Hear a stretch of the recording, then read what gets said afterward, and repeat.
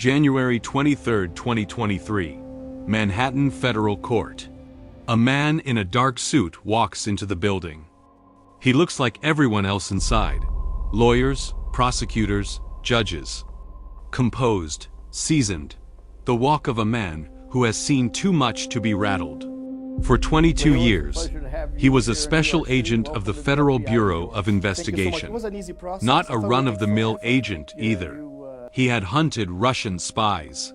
He had led investigations targeting oligarchs in Putin's inner circle. He had played a pivotal role in the most sensitive election interference probe in modern American history. His name, Charles McGonigal. But today, he isn't walking in as the investigator. He's the defendant. The charges: providing services to a Russian oligarch under U.S. sanctions, money laundering, making false statements to the FBI. That oligarch? The same man McGonigal had once personally investigated. The hunter had become the hunted. But this story is far more complicated than that. Because when you start peeling back the layers, what you find is this. McGonigal's unraveling didn't happen overnight. It was built across multiple countries, over nearly a decade, out of greed, arrogance, and a long string of small rationalizations. And the most unsettling part? Throughout the entire process, he was sitting at the top of the American counterintelligence apparatus, holding everyone else's secrets.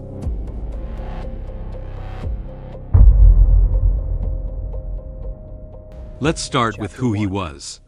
Charles McGonigal, born 1968. He earned a bachelor's in business from Kent State University in 1990. Then, a master's in government from Johns Hopkins in 2015. He joined the FBI in 1996, starting his career in New York. Inside the bureau, he did something most people have heard of, but few truly understand. He hunted foreign intelligence operatives. Counterintelligence is the most complex game in espionage. It doesn't work like a criminal investigation. Find the evidence, make the arrest, close the case. It's more like chess.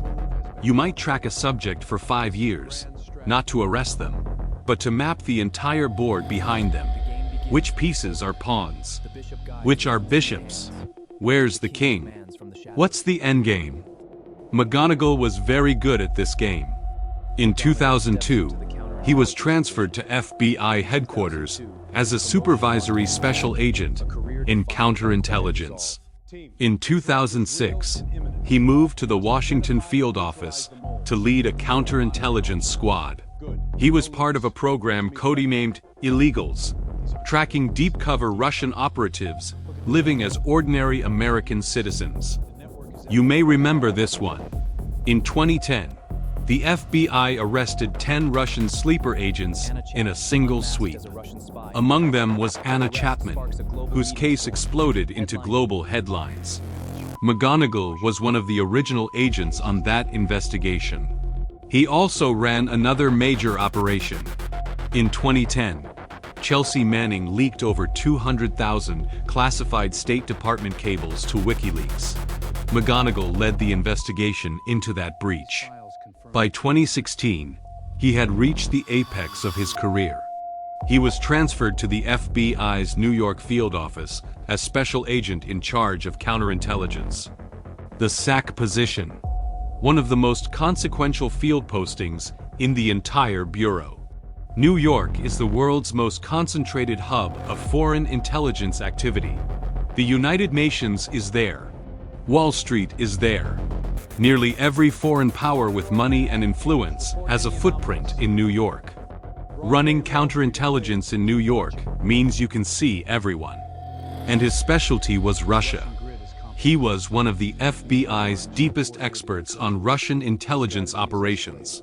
How Moscow operated, how it infiltrated institutions, how it moved money through the American financial system, who Putin's people were, and what they were doing.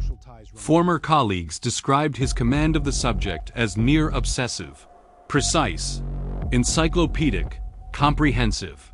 The name Oleg Deripaska was not a stranger to him.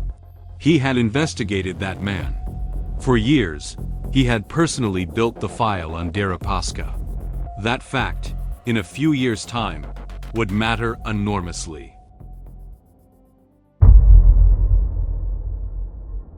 2016 was a fault line in American political history. That summer, the FBI received a tip from Australian intelligence. A Trump campaign advisor named George Papadopoulos had told an Australian diplomat over drinks that he'd heard the Russians were sitting on political dirt that could damage Hillary Clinton. That tip landed first in one man's inbox: McGonigal. At the time, he was serving as chief of the FBI's Cyber Counterintelligence Coordination Section at headquarters in Washington. He forwarded the communication to the relevant investigators. The FBI formally opened the case on July 31, 2016. Code name: Crossfire Hurricane. That was the starting gun for what would become the Russia investigation, the probe that consumed American politics for years. McGonigal was one of the people who pulled the trigger. Then, on October 4, 2016, FBI Director James Comey transferred him to New York as head of counterintelligence. The timing is notable. Just weeks after he arrived in New York, the Bureau publicly announced that its investigation into ties between the Trump campaign and Russia had found no clear link. October 31, 2016, 1 week before Election Day, the New York Times, front page: investigating Donald Trump, FBI sees no clear link to Russia. Many analysts later concluded that story helped stabilize Trump's numbers during the most critical stretch of the final week. Whether McGonigal had any role in the leak or flow of that information remains unresolved. But his presence in that seat, at that moment, made all subsequent scrutiny unavoidable. Senate Judiciary Committee Chairman Dick Durbin addressed this directly in a 2023 letter to Attorney General Garland and FBI Director Wray. These allegations are deeply troubling and raise serious concerns about whether McGonigal's alleged misconduct may have impacted the FBI's highly sensitive counterintelligence investigations. It remains unclear whether his alleged conduct materially affected any investigation's outcome or further compromised national security. That question has never received a full public answer. Hold that thread. We'll come back to it. Now, let's advance the timeline. In 2018, McGonigal retired from the FBI, closing out a 22-year career. When he walked out that door, his head was loaded with 2 decades of the most classified intelligence knowledge in America. His value on the open market was unparalleled, and he knew it.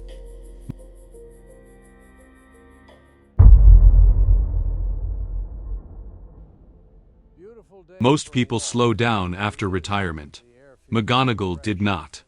Before he even left the FBI in 2018, he had already started laying groundwork for his post-Bureau life, without telling the Bureau. That was the first crime. According to court filings, at least as far back as 2017, he had been secretly working with a man named Agran Neza. Neza was an Albanian American with ties to Albanian intelligence and deep connections inside Albania's political and business elite. They flew to Albania together. They met with Albanian Prime Minister Edi Rama, not once, but multiple times, in Tirana, in the United States, on different occasions. McGonigal was still an active FBI agent, still serving as head of counterintelligence. Contacts of this nature required disclosure, required approval, required a paper trail. He never disclosed a single meeting. Then, in the fall of 2017, he asked for money. According to court filings, he told Neza he was under financial pressure, his kids' college tuition, the need for startup capital for his post-retirement consulting business. Neza agreed. The money came in 3 installments. Cash, Total, $225,000. No written agreement. No repayment terms. No formal contract of any kind. McGonagall's former girlfriend later told Business Insider she had seen a bag full of cash sitting on the floor of their shared Brooklyn apartment. He never paid it back. But that wasn't even the worst of it. According to prosecutors, after receiving the money, McGonagall returned the favor. He internally initiated an FBI investigation into an American lobbyist working for the Albanian opposition party. In other words, he used the Bureau's investigative resources against a political enemy of the man who had just paid him. That investigation was later closed by the FBI for lack of any evidence of wrongdoing. Agents inside the Bureau sent internal emails expressing confusion. Why was the New York field office pursuing what appeared to be a minor lobbying compliance matter, when offices nationwide were competing for limited resources to handle far more serious cases? Those emails were cited in the subsequent indictment. In 2018, McGonagall officially retired. He went to Brookfield Asset Management, a real estate investment giant managing hundreds of billions in assets, as a senior vice president. Respectable, well-paid, entirely legal. But the other track he was running never stopped.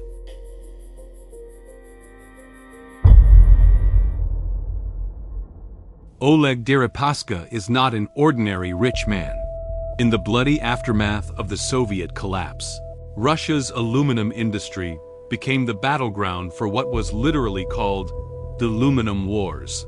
Factories seized, competitors killed, control of the entire sector changing hands through violence and money. Deripaska emerged from that carnage in control of Rusal, Russia's largest aluminum company. His fortune was estimated at over $30 billion. He was one of Putin's closest business allies. When the US Treasury sanctioned him in 2018, it was explicit. He was an agent of the Russian president. Deripaska also appeared in the Mueller report because Paul Manafort, Trump's 2016 campaign chairman, owed him millions of dollars. And in the course of settling that debt, Manafort had passed internal Trump campaign polling data to a contact with ties to Russian intelligence. This was the man McGonagall had personally investigated while inside the FBI. He knew who this person was. He knew how he'd been investigated. He knew which evidence existed and which didn't, which investigative avenues had been opened and which had been shut down. In 2021, 3 years into retirement, McGonagall began making contact with Deripaska's people. The intermediary was a man named Sergei Shestakov, a former Soviet diplomat, later a US citizen, who worked as a Russian language court interpreter in New York. Court filings described him as Deripaska's agent. The deal, on its surface, sounded routine, private intelligence work.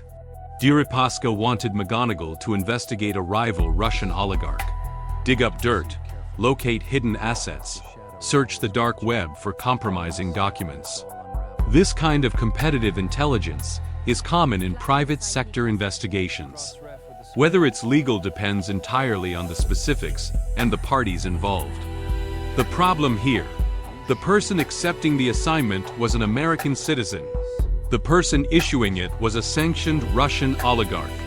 Under US sanctions law, providing any services whatsoever to a sanctioned entity is a federal crime, regardless of the nature of the work. McGonagall understood this. His 22-year career had been spent, in large part, enforcing exactly these rules. He took the job anyway. From August to November 2021, he actively ran the investigation. His team identified what may have been over $500 million in dark web documents. He collected payment from Deripaska's side through a shell company and attempted to conceal the source of the funds.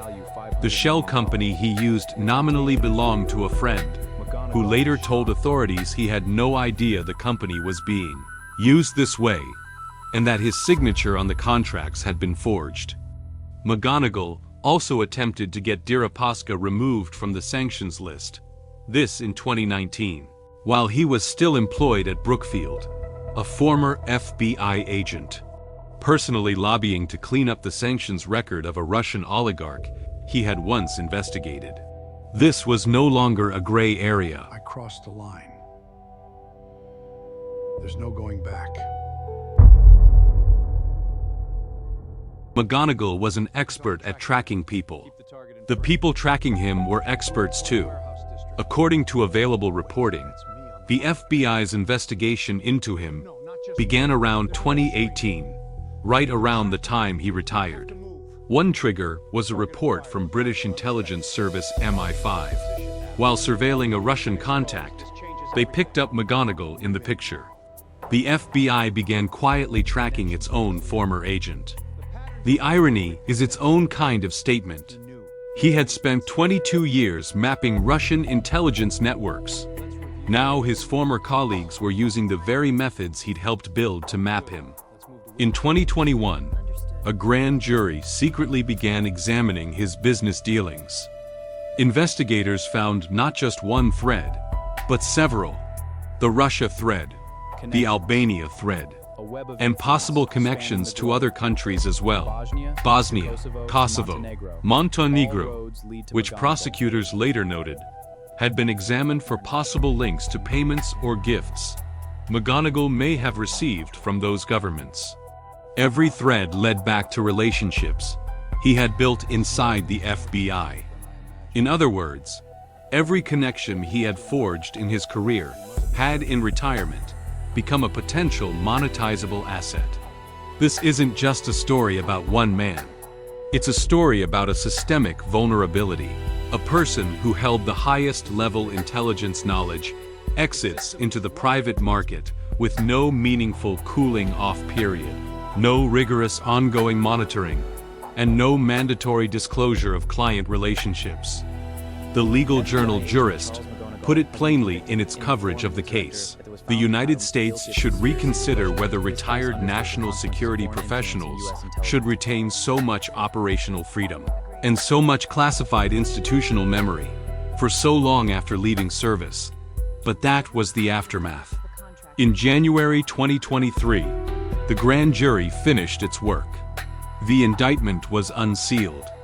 McGonigal was arrested.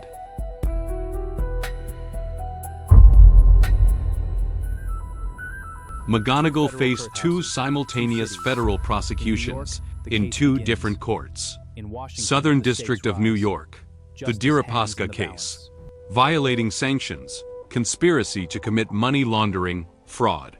Washington, D.C., the Albania case, concealing foreign government contacts, concealing $225,000 in cash payments, deceiving the FBI. Two tracks, two courts, two sets of prosecutors, one defendant. He initially pleaded not guilty on both. Then, in August 2023, he pleaded guilty in the New York case. He stood before the court and said, "I am deeply remorseful, and I take full responsibility. I never intended to harm the United States, the FBI, or my family."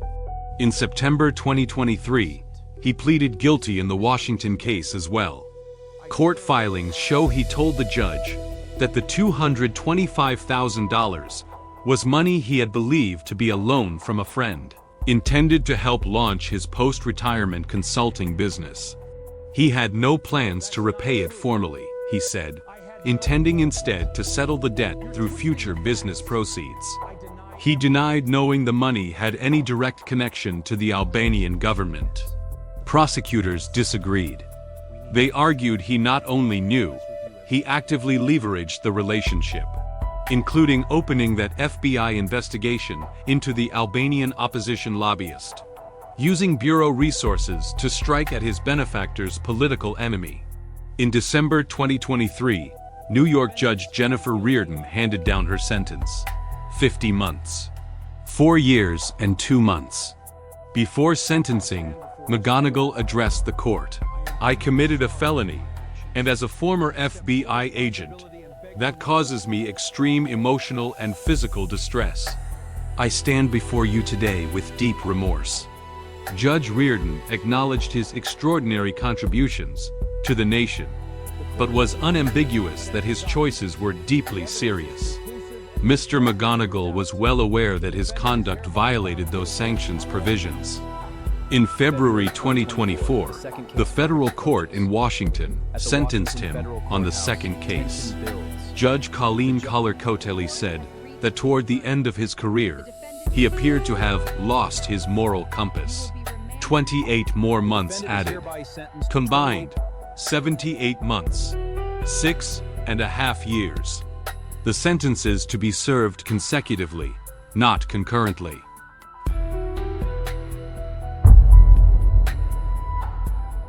The case has a verdict. Many questions do not. First question: what exactly did he pass to Deripaska?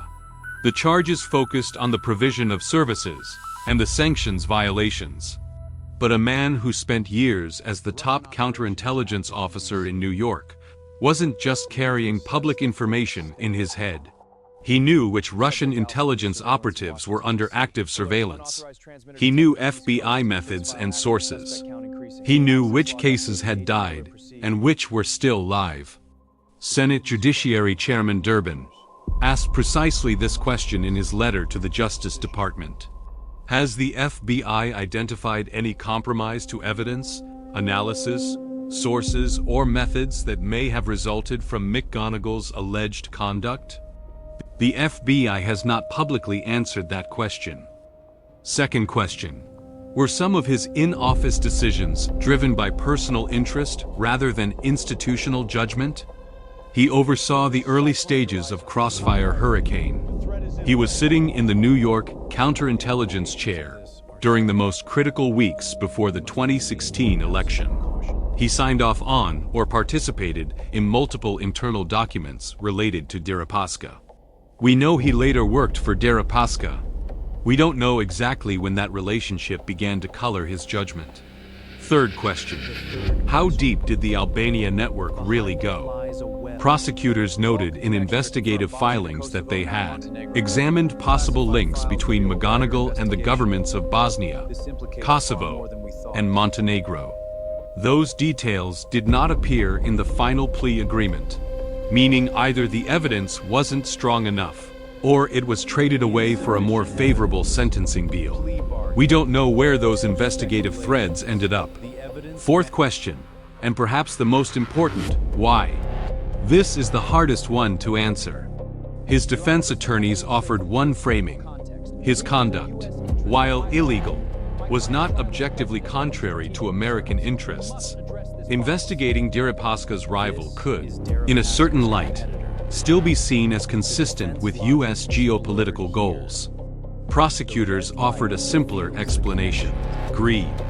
The Washington judge's words at sentencing may have been the most precise.